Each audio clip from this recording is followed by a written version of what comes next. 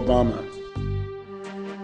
He's not what you think. They're trying to make him look like a Muslim. In the U.S., he may have been a Muslim at one point, but they want to hide in the U.S. But in the world, they want to say, oh, he's a Muslim. You should like him.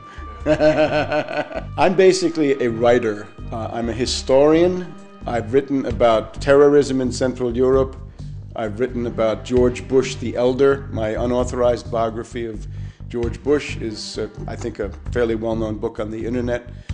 I've written about the world economic crisis, a book called Surviving the Cataclysm. I've done essays on history called Against Oligarchy, and then 9/11 Synthetic Terror Made in USA. And I have one book that's now out, Obama, the Postmodern Coup, The Making of a Manchurian Candidate. But I'm so alarmed by the phenomenon of Obama that I've written not one book this year, but two. There's a second book coming out, The Unauthorized Biography of Obama. In terms of U.S. politics, my task is basically to call people's attention to the most dangerous covert operation that's going on at any given time. From 2001 to 2007, that was the entire 9/11 myth and the attempt to start wars, the Afghan war, the Iraq war, and for a time, the Iran war. Up until about the middle, say about July, August of 2007, that was a very real danger, so I focused on that. Now, that danger is changing. It has radically shifted. The greatest danger is now a covert operation around the candidacy of Obama. It's a kind of political coup d'etat going on in the United States with great danger for the world, because the policy represented by Obama is more aggressive, more militaristic, and generally speaking, more catastrophic than anything the neocons had. There's nothing good to say about McCain, just much worse things to say about Obama. Obama is a world tragedy in the making. This is a catastrophic situation if Obama becomes president. He is a puppet of the Trilateral Commission, and in particular of Zbigniew Brzezinski. And this is a clique of bankers. They ran the Carter administration. Many people today don't remember how disastrous the Carter administration was, but it was a very, very terrible time, economically as well as strategically. And now this same group has groomed another puppet, this time with more preparation, more indoctrination. So this is the moment where this clique of bankers decides to bring in a new face. And this time, not a right-winger, not a neocon, but a left-wing demagogue who promises hope and change, but actually represents policies that are qualitatively worse, qualitatively more destructive, and he can deliver Europe as pawns, as puppets, as expendable assets. Because the project of the next administration in the US, if it's Obama, is going to be not so much wars in the Middle East, but wars on a greater scale.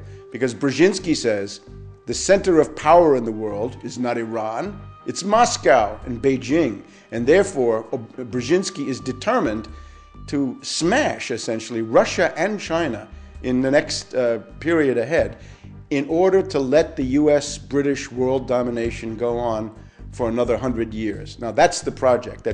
That's more ambitious than any neocon, and it's more adventurous, and it's more dangerous. So people in Europe had better wake up that silly romantic illusion they have about Obama is going to be suicidal for them if they don't understand this. There are right-wingers who don't know how to attack Obama. I would attack Obama in the way that I've just said. He is a puppet of finance capital of the worst possible circles, of David Rockefeller, George Soros, and this group. And their project is extreme austerity, savage reductions in the standard of living, and the basically immiseration and impoverishment of the United States. In terms of foreign policy, it is this plan to have a global showdown with Russia and China. So for that, they need left cover. Now, the right-wingers don't know how to attack this. So they basically try to argue either that Obama is a communist, which I think is not accurate because he's a servant of finance capital. How could he be a communist? Or that he's a Muslim because his middle name is Hussein. he lived in Indonesia for a while, and he may indeed have considered himself a Muslim at some point in his life. I would, however, notice the two fathers that he had. He had a father, first of all, from Kenya, his biological father, who abandoned him, a guy called Barack Hussein Obama Sr., and then an Indonesian, a guy called Lolo Sotero.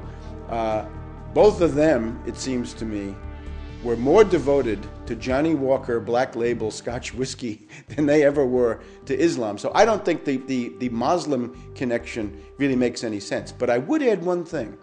If you want to become president of the United States, you're asking to get your finger on the thermonuclear button. There's a button that launches intercontinental ballistic missiles with H-bombs on them. From that point on, we, the public, want to know everything about Obama, everything. If he was a Muslim at some point, great, let's find out. And then everybody knows it. I think that's fine, but other people may not agree. The main thing, though, is that we've got to know everything about him. We've got to know, did he sign up for for selective service? Is he HIV positive? Does he have a criminal record? Is he bisexual? Does he smoke crack cocaine? These are all charges that have been made about him. The guy is a puppet of the worst circles of imperialism. In other words, he's interested in the same imperialist project carried out in a much more effective and clever way, although ultimately in a more insane way. Let's just take the case of Iran. The neocon looks at Iran and says, somebody like McCain, right? He says, we want to bomb Iran. Brzezinski says, you're crazy. You can't do that. You're too weak. You're too bankrupt. You're too isolated. You're too hated. You know what you do with Iran, says Brzezinski? He says, I don't want Iran at war with the United States. I want Iran at war with Russia. Let's turn Iran into a tool, into a puppet, and play Iran against Russia. And Brzezinski said, I show you how to do that. I played Afghanistan against the Soviets, and I destroyed the Soviets. So if we look at Syria, the neocon looks at Syria and says, let's attack Syria. Brzezinski says, you're crazy, don't do that. Make a deal with Syria. There's a very important Russian naval base in a place called Tartus on the Mediterranean. And Brzezinski has just been in Iran. He went for the Rand Corporation a couple of months ago. The goal would be to get the Russians out of Tartus and try to turn Syria, if possible, against the Russians. So instead of having Muslims as being the target, the Muslims become cannon fodder for the project against Russia and China. Let's take Chinese Turkestan. Right? There's a Muslim minority there, the Uyghurs. Right? What's Brzezinski's plan for them? It's to have them fight and die in some kind of an insurrection. He's got an insurrection going in Tibet. The idea right now is forget about the target list that you've known. The target list is getting bigger. Let me add a couple of others to the target list. Let's take Sudan, Arab country, Arab League. Why is Sudan being targeted? What's the story with Darfur? Why are they doing that? Are they really concerned about a humanitarian emergency? No. They're concerned because 7% of the oil for China comes from Sudan. They're looking desperately for a pretext to go into Sudan, overthrow General Bashir, and cut off that oil going to Sudan. Now let's take the really big one. Up until now, everybody's been focused on Iran. And will the US attack Iran? Will the Israelis attack Iran? I say no, they won't. The US and the British will not. I can't exclude some Israeli crazy. That's possible. But I don't even believe in that.